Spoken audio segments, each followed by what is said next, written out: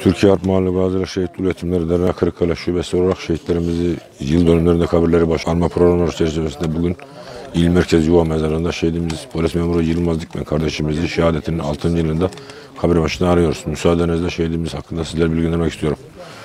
Şehidimiz polis memuru Yılmaz Dikmen, Hüseyin ve Cennet çiftinin 6 çocuğunun tek erkek evladıdır. Şehidimiz Yılmaz Dikmen 13 Şubat 1971 tarihinde ilimizde dünyaya gelmiş. İlk öğrenimini İsmet Aydın İlköğretim Okulu'nda, orta öğrenimi Atatürk Ortaokulu'nda, lise öğrenimi Kırıkkale Lisesi'nde tamamlamış. 1991 yılında Balıkesir Polis Meslek Yüksekokulu'nda mezun olmuş ve Emniyet Genel Müdürlüğü emrinde görevine başlamıştır. 1994 yılında vatani görevini yapmak üzere Kıbrıs'ta askerlik görevini tamamlamasına müteakiben tekrar Emniyet Genel Müdürlüğü emrinde görevine devam etmiştir. 1996 yılında Van İl Emniyet Müdürlüğü emrinde, 2000 yılında Samsun İl Emniyet Müdürlüğü emrinde, 2014 yılında Şırnak İli Silopi İlçe Emniyet Müdürlüğü emrinde görev yapmıştır.